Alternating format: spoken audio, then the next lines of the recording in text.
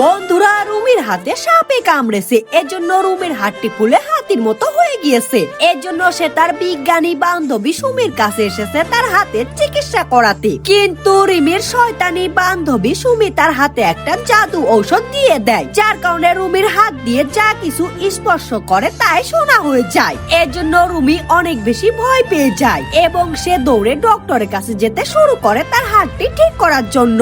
তবে হঠাৎ রাস্তায় রুমি একটা ভিখারি মহিলাকে দেখতে পায় এবং তখন তার মাথায় একটা আইডিয়া চলে আসে এবং রুমি ভিখারি মহিলাটির হাতে থাকা কাগজটিকে সোনা বানিয়ে দিয়ে তাকে সাহায্য করে বড়লোক বানিয়ে দেয় এবং রুমি শহরের সব গরিব মানুষদেরকে সাহায্য করার জন্য একটা পোস্টার বানিয়ে লাগিয়ে দেয়, যার কারণে শহরের সব ভিখারিরা রুমির কাছে গিয়ে সোনা বানিয়ে নিয়ে বড়লোক হয়ে যেতে শুরু করে এবং শহরের সব ভিখারিগুলো বড়লোক হতে পেরে তারাও এখন থেকে পেট ভরে খাবার খেতে পারে। তো বন্ধুরা, তোমরাও যদি রুমির মতো হাত দিয়ে সোনা বানাতে পারতে তাহলে কি করতে কমেন্টে লিখে যাও।